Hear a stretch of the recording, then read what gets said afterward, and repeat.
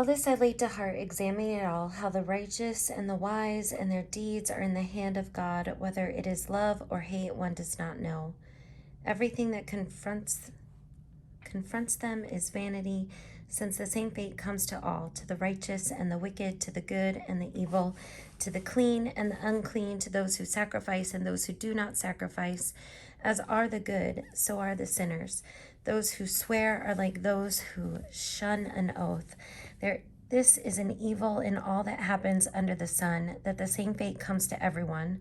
Moreover, the hearts of all are full of evil. Madness is in their hearts while they live, and after that they go to the dead. But whoever is joined with the living has hope, for a living dog is better than a dead lion. The living know that they will die, but the dead know nothing. They have no more reward, and even the memory of them is lost. Their love and their hate and their envy have already perished. Never again will they have any share in all that happens under the sun. Go eat your bread with enjoyment and drink your wine with a merry heart, for God has long ago approved what you do. Let your garments always be white. Do not oil be lacking on your head. Enjoy life with the wife whom you love all the days of your vain life that are given you under the sun, because that is your portion in life, and in your toil at which you toil under the sun. Whatever your hand finds to do, do with your might, for there is no work or thought or knowledge or wisdom in Sheol to which you are going. Again I saw that under the sun the race is not to the swift, nor the battle to the strong, nor bread to the wise, nor riches to the intelligent, nor favor to the skillful, but time and chance happen to them all. For no one can anticipate the time of disaster. Like fish taken in a cruel net, and like birds caught in a snare, so mortals are snared at a time of calamity when it suddenly falls upon them. I have also seen this example of wisdom under the sun, and it seemed great to me. There was a little city with few people in it.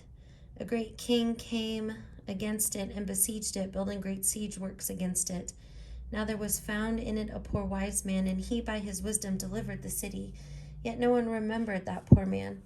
So I said, wisdom is better than might, yet the poor man's wisdom is despised, and his words are not heeded. The quiet words of the wise man are more to be heeded than the shouting of a ruler among fools. Wisdom is better than weapons of war, but one burglar destroys much good. Dead flies make the perfume's ointment give off foul odor. So a little folly outweighs wisdom and honor. The heart of the wise inclines to the right, but the heart of the fool to the left. Even when fools walk on the road, they lack sense and show to everyone that they are fools. If the anger of the ruler rises against you, do not leave your post, for the calmness will undo great offenses. There is an evil that I have seen under the sun, as great as an error as if it proceeded from the ruler. Folly is set in many high places, and the rich sit in a low place. I have seen slaves on horseback and princes walking on foot like slaves. Whoever digs a pit will fall into it, and whoever breaks through a wall will be bitten by a snake. Whoever quarries stones will be hurt by them, and whoever splits logs will be endangered by them. If the iron is blunt and one does not whet the edge, then more strength must be exerted. But wisdom helps one to succeed. The snake bites before it is charmed. There is no advantage in a charmer. Words spoken by the wise bring them favor, but the lips of fools consume them. The words of their mouths begin in foolishness, and their talk ends in wicked madness. Yet fools talk on and on.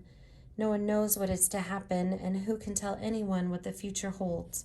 The toil of fools wears them out, for they do not even know the way to town. Alas for you, O land, when your king is a servant, and your princes feast in the morning. Happy are you, O land, when your king is a nobleman, and your princes feast at the proper time, for strength and not for drunkenness. Through sloth the roof sinks in, and through indolence the house leaks. Feasts are made for laughter, wine gladdens life, and money meets every need. Do not curse the king even in your thoughts, or curse the rich even in your bedroom, for a bird of the air may carry your voice, or some winged creature tell the matter. Send out your bread upon the waters, for after many days you will get it back. Divide your means 7 ways, or even 8, for you do not know what disaster may happen on earth. When clouds are full, they empty rain on the earth. Whether a tree falls to the south or to the north, in the place where the tree falls, there it will lie. Whoever observes the wind will not sow, and whoever regards the clouds will not reap.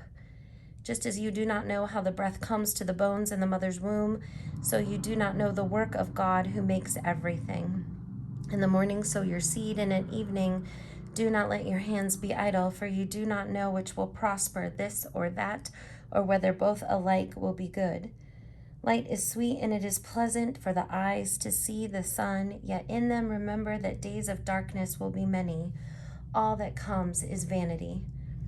Rejoice, young man, while you are young, and let your heart cheer you in the days of your youth. Follow the inclination of your heart and the desire of your eyes.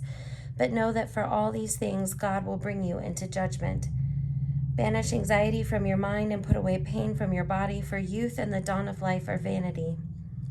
Remember your Creator in the days of your youth, before the days of trouble come and the years draw near, when you will say, I have no pleasure in them.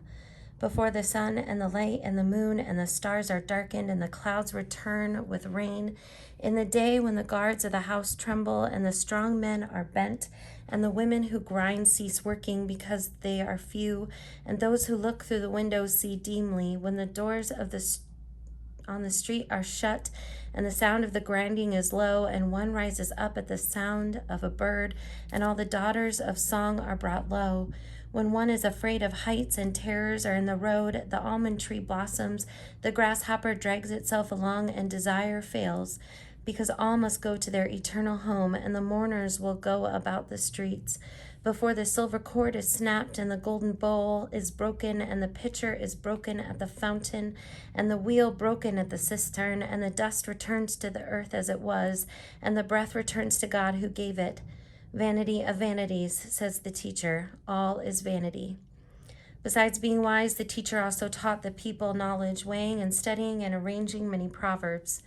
The teacher sought to find pleasing words, and he wrote words of truth plainly. The sayings of the wise are like goads, and like nails firmly fixed are the collected sayings that are given by one shepherd.